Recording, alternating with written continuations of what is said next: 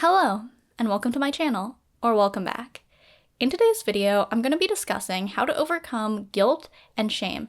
And these are very important forces to overcome because guilt and shame can hold us back from creating the work that we want to create, the artwork that we want to create, the relationships that we want to build in our life, and just our freedom of expression, just to really be yourself. When you're held back by guilt and shame, it can feel very oppressive and constricting. So let's talk a little bit about what is guilt and what is shame. So the way that I see guilt and shame opposed is that guilt to me relates to an action that we've done. So you've done something and now you're regretting it and feeling guilty about it. Whereas to me, shame relates more to desires and feelings that you might have. So you're not actually being punished in the world for them, but it's like more of an internal thing. But in both these cases, these feelings of guilt and shame are brought on from external forces. Like, we're not born feeling guilty. We're not born feeling ashamed about anything of ourselves. We learn what to be guilty of or like what to be ashamed of from our parents, from religious structures, just from culture, from people around us, from teachers, from romantic partners. So none of the things that we feel guilty or ashamed of are things that we were inherently born with. Like, these are all things that we've learned.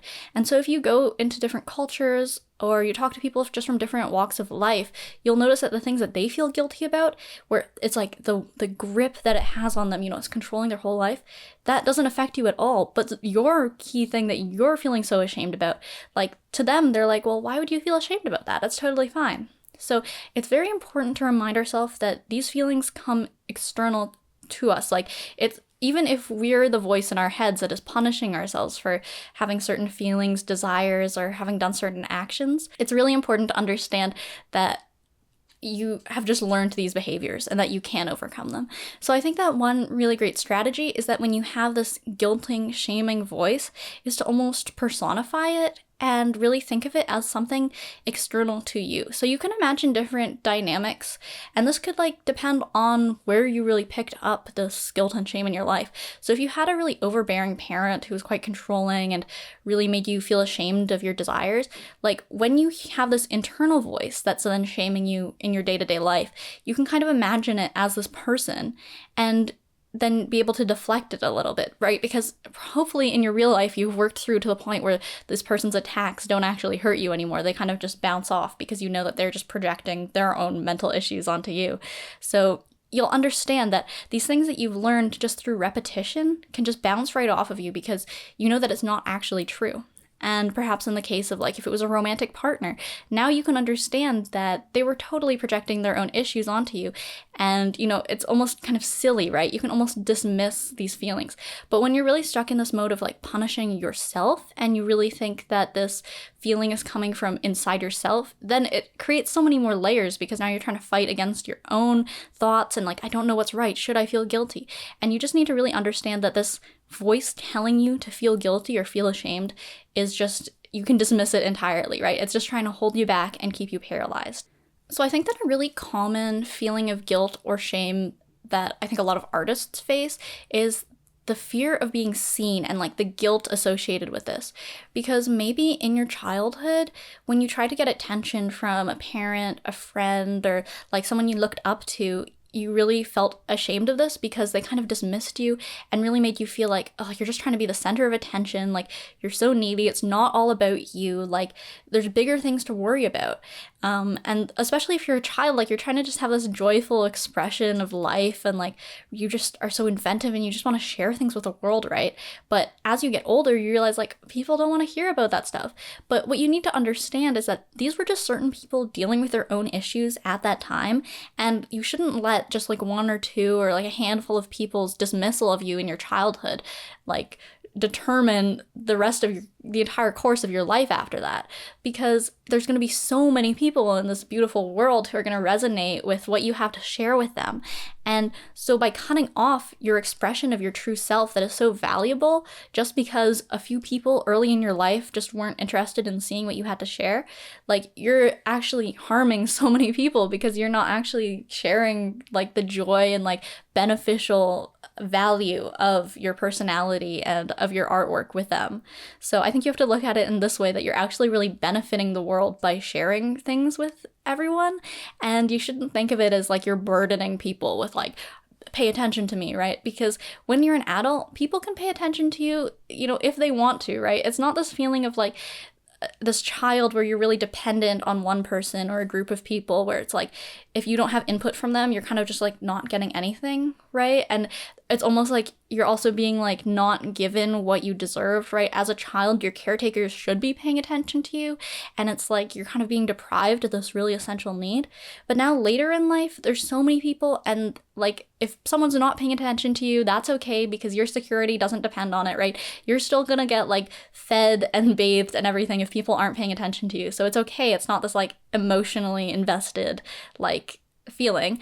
And then at the same time, like if someone pays attention to you, like that's great, and there are going to be people who want to do that for you as an adult, right? So just like try and break yourself out of that mentality of like, if someone's not paying attention to me, it means they don't love me, and like that sort of feeling, because I think that is kind of what attaches you to these feelings of shame, because then you feel guilty that you're upset that this person's not paying attention to you. And I think that something very important to note is that sometimes guilt and shame judgments can still come to you in adult life from the people around you.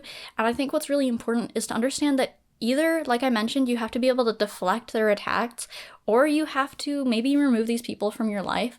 Like if you have these people in your life who are maybe not having your best interests at heart, like when you express yourself freely or do something that, really took a lot of confidence and effort to do, and they kind of just shoot you down in this really dismissive way, or like maybe these sort of jealous friends who are just really upset that you're expressing yourself freely, like that can actually hold you back, because then you're inheriting their shame as well, because it's like, oh, why does this person just want so much attention? Like, why are they acting out like this? Like, why can't they just maintain the status quo? You know what I mean? So I think that you need to understand that sometimes when these people have this mentality, you're better off not talking to them so frequently until they've maybe worked through these things.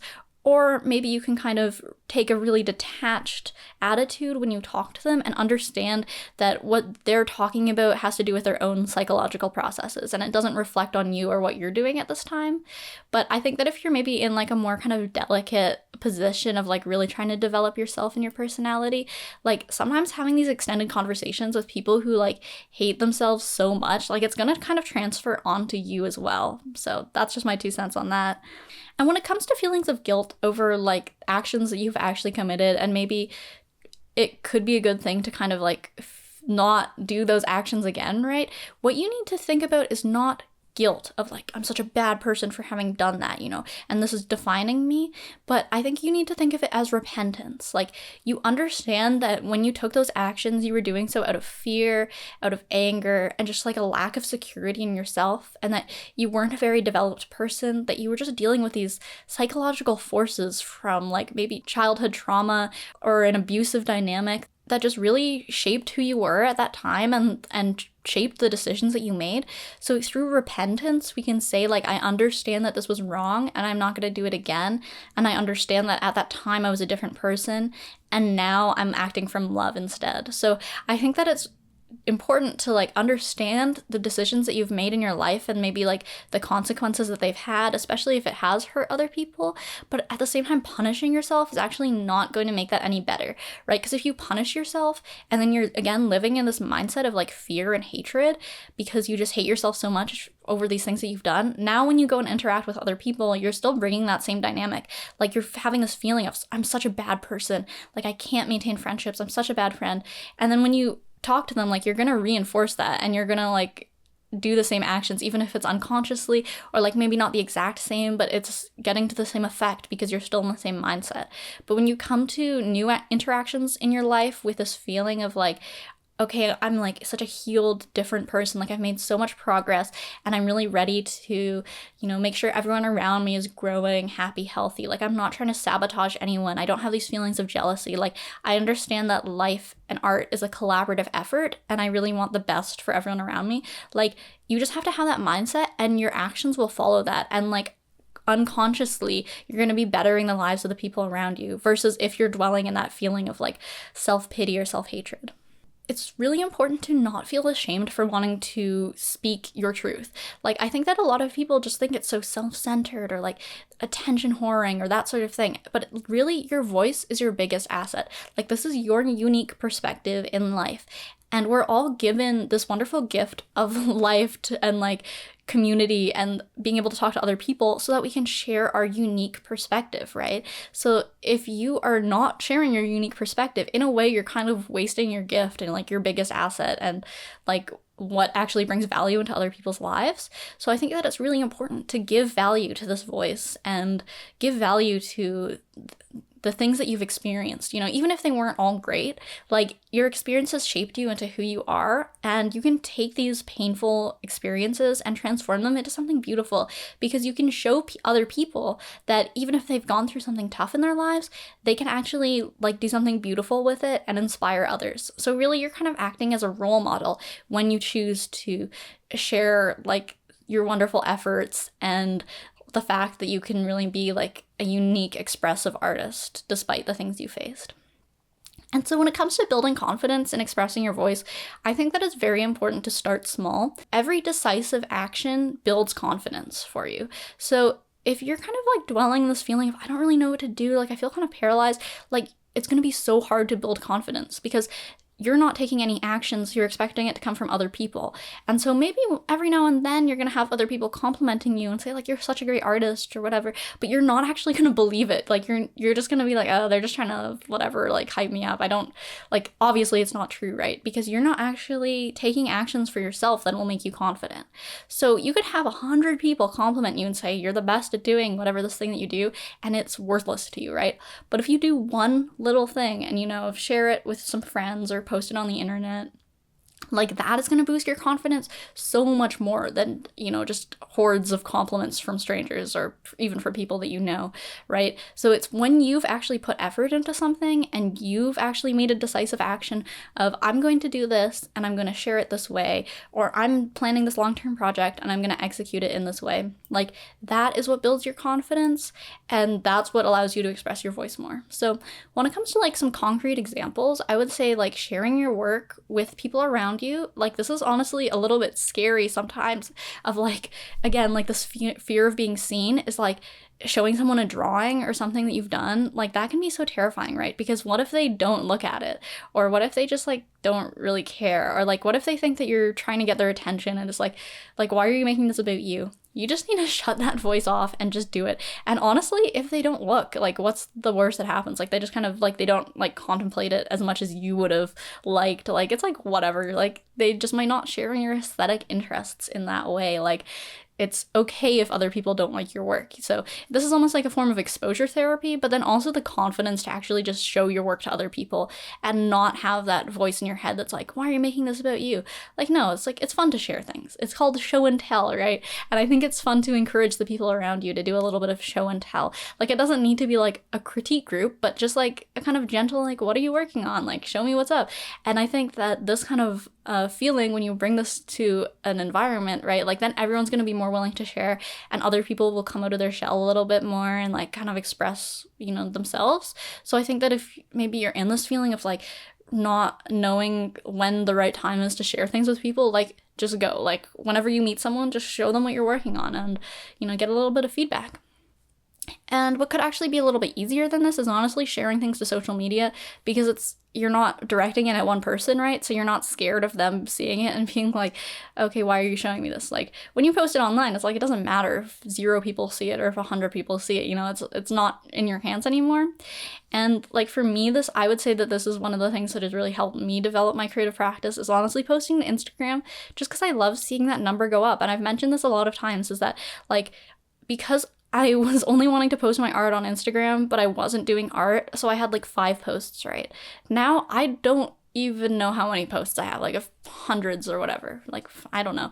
So it's kind of just this wonderful feeling of like, okay, I've actually made this many drawings, I've actually like worked on creative practice this many days in my life. Like it's actually funny to me because I draw every day now, and I'll make like several drawings. Not that they're anything too like polished or anything, but you know, it's still hours of creative efforts a day. And I tried to look back on my Instagram 1 year ago to see like what was I drawing 1 year ago, and I scrolled back and I was like, wait, I wasn't even drawing every day 1 year ago. Like there were like 2 months or more between posts. So it's like that really incremental, gradual progress that you're gonna have to build up over months of just doing a little thing. And I would say posting videos has been really good for me because I was someone who struggled a lot with social anxiety of like, and I still do, of just really struggling to talk to other people, like just verbally forming a sentence and like spitting it out, you know? So I think that making videos has really helped me to find my voice in that way of like, I still struggle a lot more when it's face to face, especially in a group interaction. I might go mute again, but when it comes to actually being able to express myself like verbally, I would say that honestly, even if you're not posting it to YouTube, just like film a video diary and watch it back yourself and just kind of look at yourself and say like, oh, like why was I so nervous saying these things? Like I'm kind of working through it in real time when I'm watching my videos back. But I mean, if you're filming them, you might as well just post it to YouTube, because even if only 2 people see it, like it's still kind of cool that someone else is resonating with your vibe enough to like watch your videos. So I would say that this is something that can definitely build your incremental confidence progress, is just putting yourself out there in like unfamiliar situations. Go to like different meetups and like don't always bring a friend to things, right? I think that especially if you're like in this really early stage of your development, is you might be feeling like I always need someone to accompany me, like I can't go to this event all by myself. And so you're gonna bring a friend, and then maybe this friend is gonna be one of these people who are kind of like not necessarily holding you back, but right, they're on the same level as you when it comes to consciousness development. And so then you go to this event together where you might be meeting new people, but you actually end up only talking to each other. And so you actually haven't gotten the maximum value that you could have if you really went alone and challenged yourself. And honestly, maybe meet some new people, because it's changed. Like you need some real material change in life in order to shake things up and like actually develop your consciousness. And I know that there's kind of different perspectives on this, of like some people say like, oh, stop trying, don't do anything in life, it's all about mindset. But I think there's definitely a balance where like actually doing things in your real life it's gonna change your mindset, because you're gonna understand that you're capable of doing more things. But at the same time, of course, it's like important to work on these things in private. So maybe like if you're going to an event that is going to be some sort of networking event or like community art sort of thing, you're going to have to like maybe before you go to the event, maybe do a couple pages of journaling and like setting your intentions about like, I'm going to talk to this many people, or I'm going to like really express myself positively in this way. Like when I meet someone, I'm not going to say, oh, I don't really know what I'm doing with my life. You're going to write in your journal and say, when I meet someone, I'm going to say, my name is XYZ and I'm doing this in my life. Like this is my career. This is what I've chosen, right? And the confidence to assert yourself in that way to a stranger is really going to build your confidence. My recommendation is stop feeling guilt when you should feel anger, okay? Because I think that this is very common, right? Is that we have anger or just like this thing that just happened to us that we need to process. And honestly, sometimes anger is the way to process these things. It's like, dang, it really sucks that happened to me, or like, it sucks that this person treated me this way. And like, by allowing yourself to say that, like, then this can kind of like leave your body and like leave your psyche of like these feelings floating around. But I think what a lot of people do, and including myself, is you internalize it into guilt. And this is just gonna stick around forever, right? Because like I feel like anger, it can like leave the body, like you exhale and the anger leaves, right? But when it comes to guilt, it's almost like you're simmering in this pot of it, you know what I mean? Like and you're kind of throwing things over, like turning things over in your head, and like thinking about all the different ways that the situation could have gone, or like how you could have acted differently, or like why someone might have done this. And just like, again, with like bringing in shame of just like, I can't talk about these things that have happened to me, or these thoughts or feelings that I've had, like it's like I'm the only person who's gone through these things, which is like a total lie. Or like just these feelings of like, I can't believe that I felt this way, I can't believe I'm having these thoughts now. And it's like, none of this is productive to you at all. Like, just get angry a little bit, and it doesn't need to be like a physical outburst of like, you know, slamming tables or breaking anything, but anger can be like a very calm release sometimes. Like, just sit there, think about this thing that makes you feel angry, or maybe that you felt guilt over before, and just like release it. Just breathe it out. And you'll start to realize that like there are ways for your mind and your body to process these things that have happened to you, but when you're too caught up in your thinking mind, like you're stopping these processes from happening naturally. So sometimes it is good to just like let go a little bit and like maybe take up something like meditation or just like allow yourself to rest in a meaningful way. And like I'm not just talking about like scrolling on your phone or like getting drunk and going out to the club. Like I mean like actual rest. And I think you'll start to notice that these processes that are like cleansing guilt and shame from your body they're just going on their own. You just need to like let it happen and be kind to yourself through the process.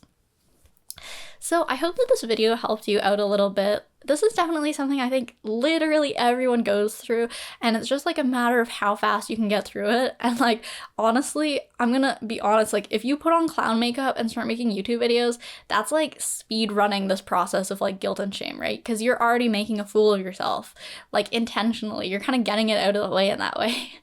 So that's just like my strategy.